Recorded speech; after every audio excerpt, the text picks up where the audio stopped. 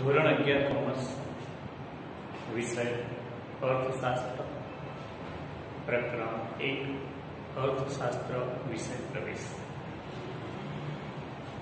અગાઉના વિડીયોની અંદર અર્થશાસ્ત્ર કોને કહેવાય, ભારતીય અર્થશાસ્ત્રીઓ અને પશ્ચિમના અર્થશાસ્ત્રીઓ તેમના મત મુજબ અર્થશાસ્ત્ર કોને કહેવાય તે જોયા છે।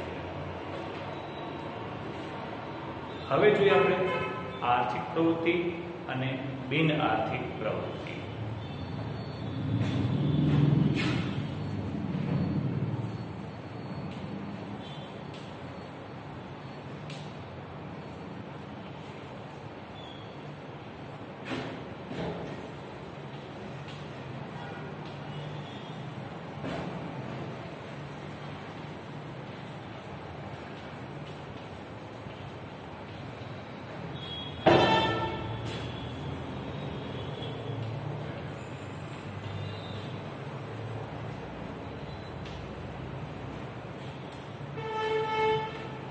માનવી એ પ્રવૃત્તિશીલ વ્યક્તિ છે।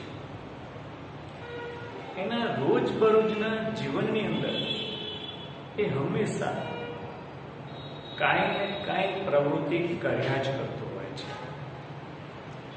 સવારથી ઉઠીએ તો સાંજ સુધી, રાત સુધીમાં જઈએ તો સવારે ઉઠીને બ્રશ કરવાની પ્રવૃત્તિથી, નાસ્તો કરવાની પ્રવૃત્તિ, મંદિર જવાની પ્રવૃત્તિ, છાપું વાંચવાની પ્રવૃત્તિ લઈને કામ કરવા જવાની પ્રવૃત્તિ, ઓફિસમાં જવાની પ્રવૃત્તિ, કસરત કરવાની પ્રવૃત્તિ, મનોરંજન મેળવવાની પ્રવૃત્તિ, ઘણી બધી પ્રવૃત્તિ કર્યા કરતો હોય છે। એટલે વ્યક્તિ હંમેશા પ્રવૃત્તિમય રહેતો હોય છે। પણ આમાંની બધી પ્રવૃત્તિ કોઈ એક જ બાબત માટે હોતી નથી। આમાંથી કેટલીક પ્રવૃત્તિને ફરજિયાતપણે કરવી પડે છે અને કેટલીક પ્રવૃત્તિને મરજિયાતપણે કરવી પડે છે। એટલે આ પ્રવૃત્તિને બે ભાગમાં વહેંચવામાં આવે છે। એક છે આર્થિક પ્રવૃત્તિ અને બીજી છે બિન આર્થિક પ્રવૃત્તિ। તો આપણે એ જોઈએ કે આર્થિક પ્રવૃત્તિ કોને કહેવાય।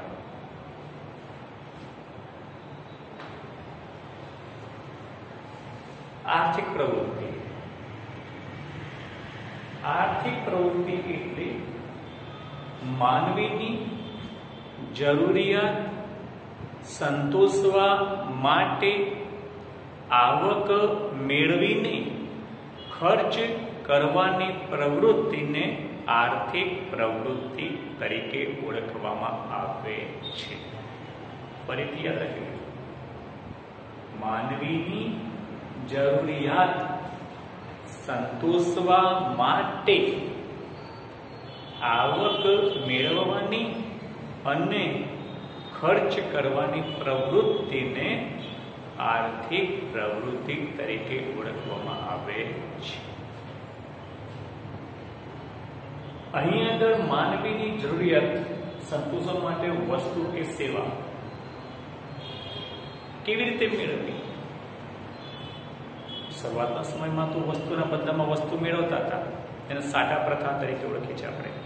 પરંતુ વર્તમાન સમયની અંદર વસ્તુ મેળવવા માટે કે સેવા મેળવવા માટે નાણું ચૂકવવું પડે છે અને નાણું મેળવવાની પ્રવૃત્તિ એને આવકની પ્રવૃત્તિ તરીકે ઓળખીએ છીએ અને આ વસ્તુ કે સેવા મેળવવા માટે નાણું મેળવીને પછી તેને ચૂકવવું પડે, એને ખર્ચ કહેવાય છે। એટલા માટે આવક મેળવવાની અને ખર્ચ કરવાની બે પ્રવૃત્તિ થઈ ગઈ, આવક મેળવવી અને ખર્ચ કરવો। તો આ પ્રવૃત્તિને અહીંયા આગળ આર્થિક પ્રવૃત્તિ તરીકે ઓળખવામાં આવે છે. પછી આ પ્રવૃત્તિની અંદર દાખલા તરીકે વસ્તુ ખરીદવાની પ્રવૃત્તિ, તો કરિયાણાની દુકાનેથી નાણાં ચૂકવીને રાશન મેળવવું, એ વસ્તુ સામે નાણાંની ચૂકવણી થઈ. દાખલા તરીકે થિયેટરમાં જઈને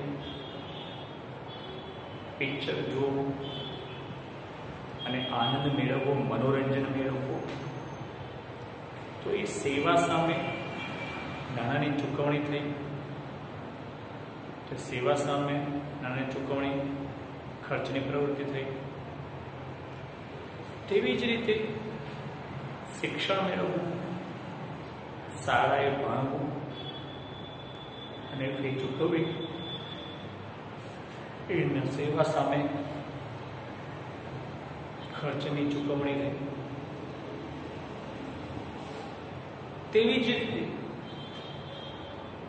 ખેડૂત હોય, એ ખેડૂત ખેતરમાં શ્રમ કરીને ઉત્પાદન મેળવે છે અને આ ઉત્પાદનમાંથી અમુક ભાગ સ્વવપરાશ માટે રાખે અને બાકીનું ઉત્પાદન વેચી દે અને બીજી પોતાની જરૂરિયાત સંતોષે છે. તો ઉત્પાદન સામે જરૂરિયાત સંતોષે છે, એ પણ ખર્ચ કરવાની પ્રવૃત્તિ થઈ. તો અહીં વસ્તુ કે સેવા, ટૂંકમાં જરૂરિયાત સંતોષવા માટે આવક મેળવવી પડે અને ખર્ચ કરવો પડે, તો તેને કહીએ છીએ આપણે આર્થિક પ્રવૃત્તિ. બીજું જોઈએ આપણે બિન આર્થિક પ્રવૃત્તિ. તો બિન આર્થિક પ્રવૃત્તિ એટલે શું? કે જે પ્રવૃત્તિમાં નાણાં મેળવવાનો આશય ન હોય અને જે પ્રવૃત્તિ કરવામાં આવે તેને આપણે બિન આર્થિક પ્રવૃત્તિ તરીકે ઓળખીએ છીએ. પ્રેમ, લાગણી, માયા ને વશ થઈને કરવામાં આવતી પ્રવૃત્તિ. એટલે માતા દ્વારા બાળકની સારવાર કરવામાં આવે, સંભાળ રાખવામાં આવે, શિક્ષક પોતાના બાળકને ભણાવે, ડોક્ટર પોતાના બાળકની સારવાર કરે. જો શિક્ષક જ્યારે શાળામાં ભણાવે છે અને નાણાં પ્રાપ્ત કરે છે, તો સેવા આપીને નાણાં મેળવે છે, ત્યારે તે આર્થિક પ્રવૃત્તિ બને છે. અને એ જ શિક્ષક પોતાના બાળકને ભણાવે છે તો નાણાં મેળવતો નથી, તો તે સમયે તે બને છે બિન આર્થિક પ્રવૃત્તિ. તેવી જ રીતે ડોક્ટર ક્લિનિકમાં, દવાખાનામાં દર્દીઓની સારવાર કરે છે અને એના બદલામાં તે ફી મેળવે છે, ત્યારે તે આર્થિક પ્રવૃત્તિ બને છે.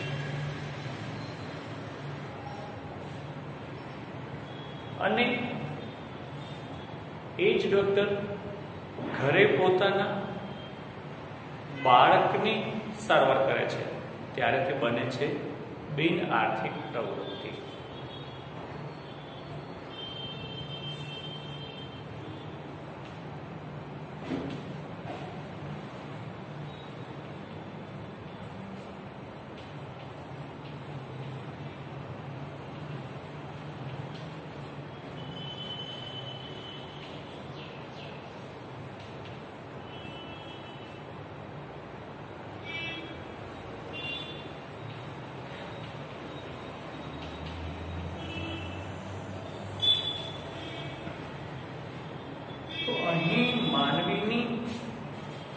આ બધી પ્રવૃત્તિમાંથી અમુક પ્રવૃત્તિ હોય એ આર્થિક પ્રવૃત્તિ બને છે અને અમુક પ્રવૃત્તિ હોય એ બિન આર્થિક પ્રવૃત્તિ બને છે.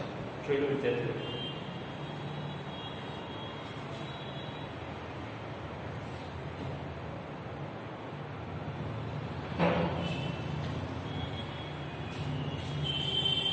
ત્યારબાદ જોઈએ આપણે એકમલક્ષી અર્થશાસ્ત્ર અને સમગ્રલક્ષી અર્થશાસ્ત્ર. પહેલું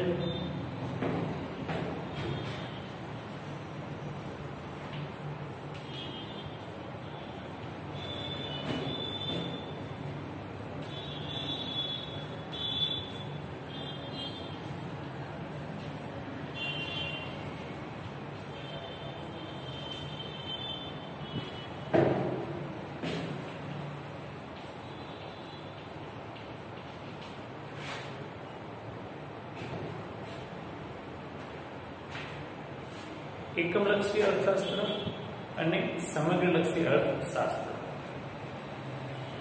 અર્થશાસ્ત્રને બે ભાગમાં વહેંચવામાં આવે છે. જ્યારે અર્થશાસ્ત્રની અંદર કોઈ પણ બાબતનો અભ્યાસ કરવામાં આવે તે વખતે અર્થશાસ્ત્ર બે ભાગમાં વહેંચી દેવામાં આવે છે. એકમલક્ષી અર્થશાસ્ત્ર અને સમગ્રલક્ષી અર્થશાસ્ત્ર. તો અહીં જ્યારે અભ્યાસ કરતી વખતે કોઈ એક એકમને ધ્યાનમાં રાખીને જ્યારે અભ્યાસ કરવામાં આવે તેને એકમલક્ષી અર્થશાસ્ત્ર તરીકે ઓળખવામાં આવે છે. દાખલા તરીકે જ્યારે આપણે માંગનો અભ્યાસ કરવાનો હોય તો એ વખતે આપણા અભ્યાસનું ક્ષેત્ર બને છે ગ્રાહક. શું માંગને લગતો આપણે અભ્યાસ કરવો છે? વસ્તુની માંગ કે સેવાની માંગ કેટલી છે, તો તેનો જ્યારે અભ્યાસ કરવાનો હોય તેનો અભ્યાસ કર્યો ગ્રાહકને, માત્ર ગ્રાહકને ધ્યાનમાં રાખીને અભ્યાસ કરવામાં આવે છે. તો માંગનો અભ્યાસનો એકમ બને છે ગ્રાહક. તો ત્યારે એને એકમલક્ષી અર્થશાસ્ત્ર કહીએ છીએ. તેવી જ રીતે પુરવઠાનો અભ્યાસ કરવાનો છે. પુરવઠો તો જ્યારે પુરવઠાનો અભ્યાસ કરવાનો હોય તો તેના અભ્યાસનું એકમ બને છે પેઢી. યાદ રાખજો વિદ્યાર્થીઓ, શું પુરવઠાના અભ્યાસનું ક્ષેત્ર છે પેઢી. તો તે વખતે આપણે પેઢીનો અભ્યાસ કરીએ છીએ. માંગમાં ગ્રાહક, પુરવઠામાં પેઢી. જ્યારે શ્રમ બજાર, તો શ્રમ બજારની અંદર શ્રમ બજારનો અભ્યાસ કરવાનો હોય તો એનો એકમ બને છે શ્રમ. તો અહીં એકમલક્ષી અર્થશાસ્ત્રમાં અભ્યાસ કરતી વખતે માત્ર એક એકમનો અભ્યાસ કરીને આપણે અર્થશાસ્ત્ર તૈયાર કરતા છે. તો તેવા સંજોગોમાં તેને એકમલક્ષી અર્થશાસ્ત્ર તરીકે ઓળખવામાં આવે છે. તેના પછી આવે છે સમગ્રલક્ષી અર્થશાસ્ત્ર.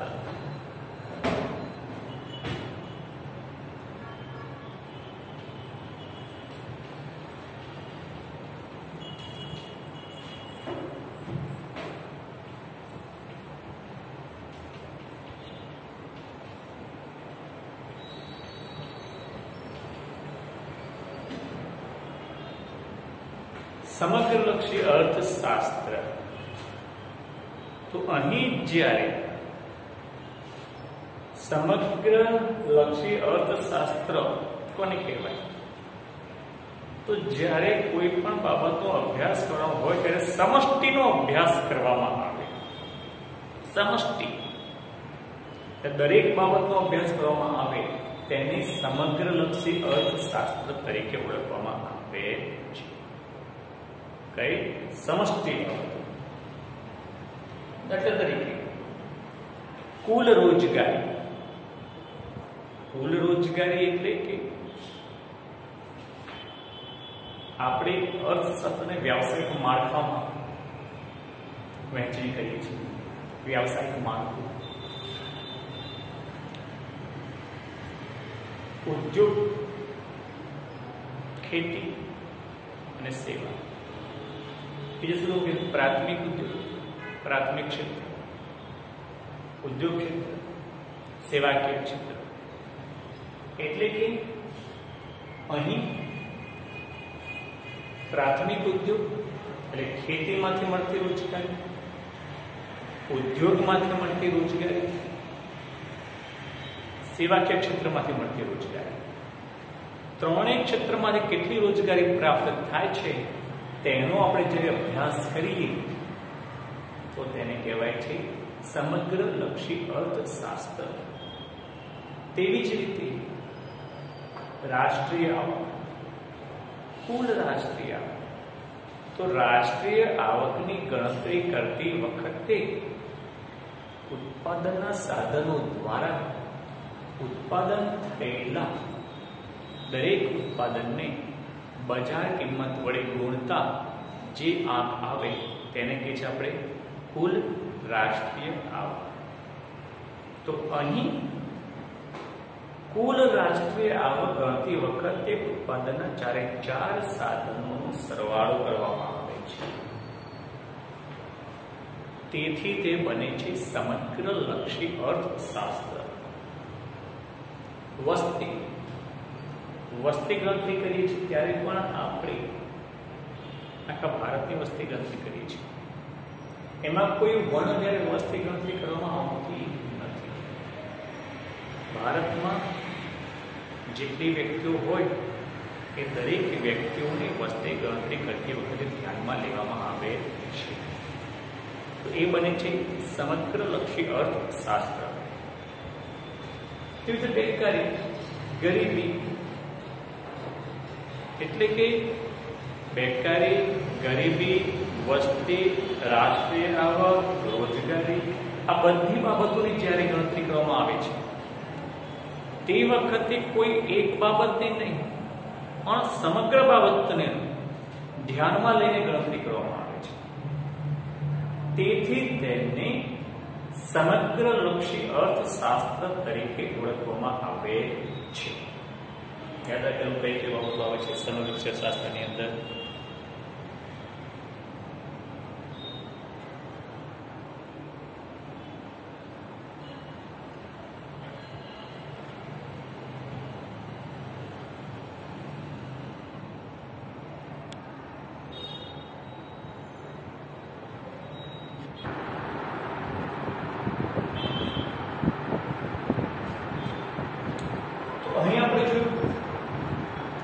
સમગ્રલક્ષી અર્થશાસ્ત્ર. તો હવે આપણને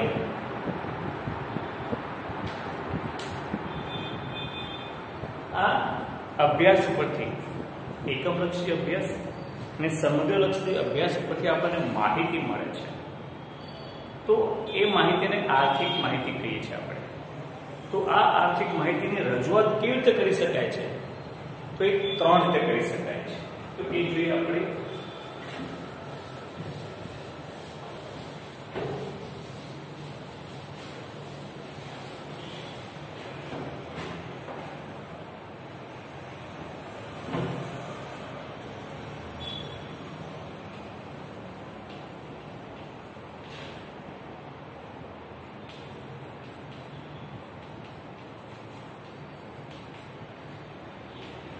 આર્થિક માહિતીની રજૂઆત ત્રણ રીતે: ભાષા દ્વારા વર્ણનાત્મક રીતે,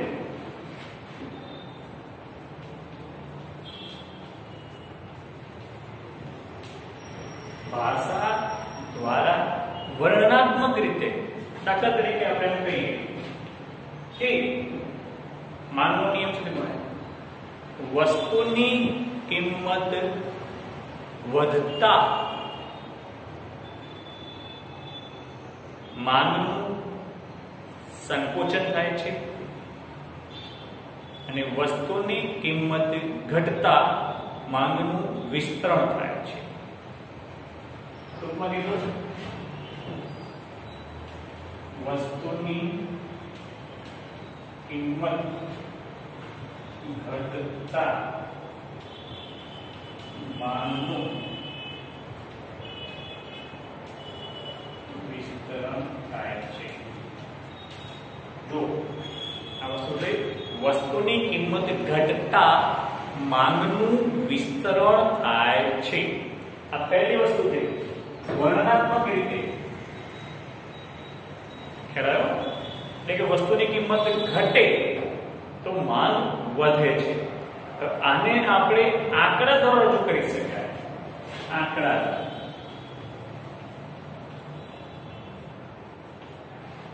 આ જ વસ્તુને આપણે આંકડા દ્વારા રજૂ કેવી રીતે કરી શકાય કે કિંમત અને માંગ.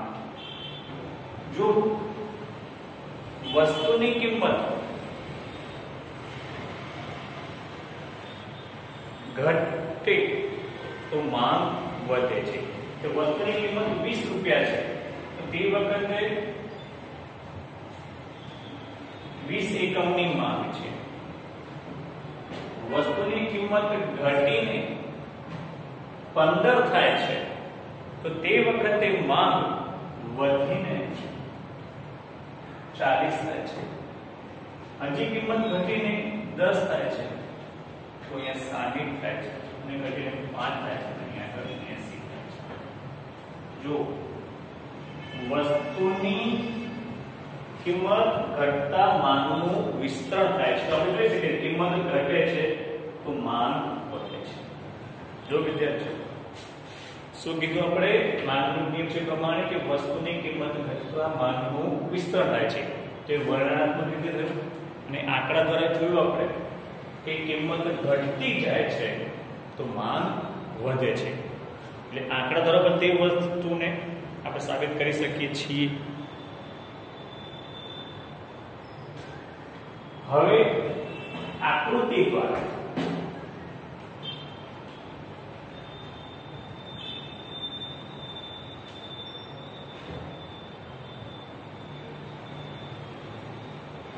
આકૃતિ આ જ વસ્તુને આકૃતિ દ્વારા પણ સમજાવી શકીએ આપણે. જો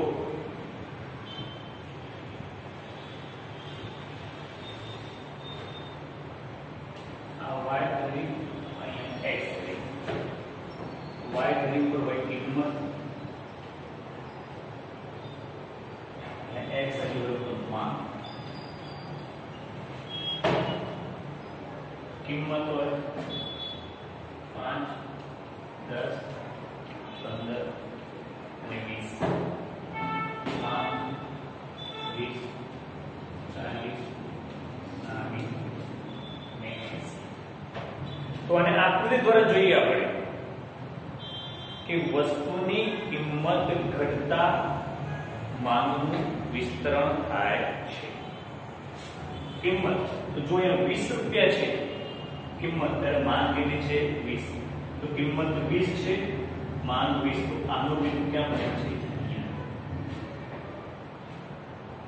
કિંમત ઘટીને 15 થઈ માંગ થઈ 40. તો કિંમત ઘટીને 15 થઈ તો માંગ થઈ 40. તો એનું બિંદુ બને છે અહીંયા. કિંમત ઘટીને 10 થઈ તો માંગ થઈ 60.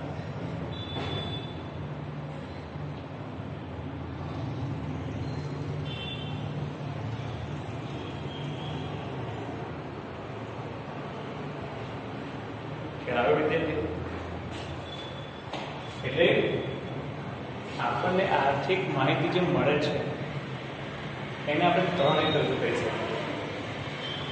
ભાષા દ્વારા વર્ણનાત્મક રીતે વર્ણન કરી, આંકડા દ્વારા આંકડામાં રજૂ કરી શકાય, અને ત્રીજું આકૃતિ દ્વારા. જોયું તો વિદ્યાર્થીઓ આકૃતિ કેવી રીતે દોરી શકે?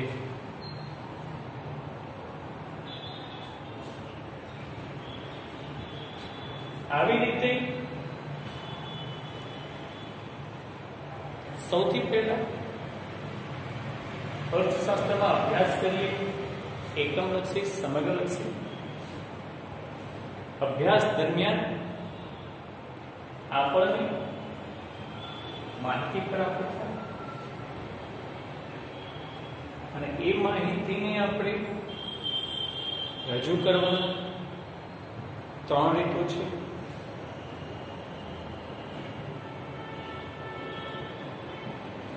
વર્ણનાત્મક રીતે,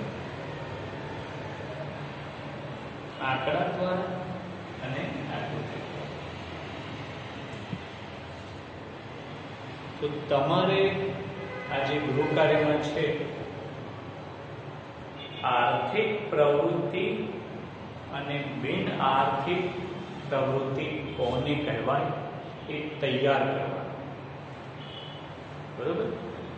અને આર્થિક પ્રવૃત્તિના 5 ઉદાહરણો કોના અને સાથે સાથે બિન આર્થિક પ્રવૃત્તિના પણ 5 ઉદાહરણ લખવાના. શું આજનું તમારું હોમવર્ક શું છે?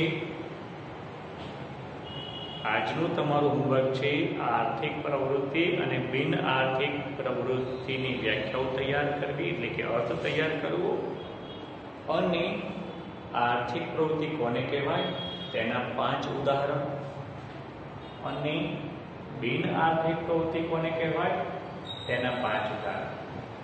એટલે બંનેના 5 ઉદાહરણો તમારે લખવાના છે. તો આવી રીતે આપણે અર્થશાસ્ત્રની અંદર એકમલક્ષી અર્થશાસ્ત્ર, સમગ્રલક્ષી અર્થશાસ્ત્રનો અભ્યાસ કેવી રીતે કર્યા છે તે જોયું. તે અભ્યાસ પરથી માહિતી મળે છે, તે માહિતીને આપણે આર્થિક માહિતી થઈ, એ આર્થિક માહિતીને આપણે કેવી રીતે રજૂ કરાય છે તે જોયું આજના વિડીયોમાં.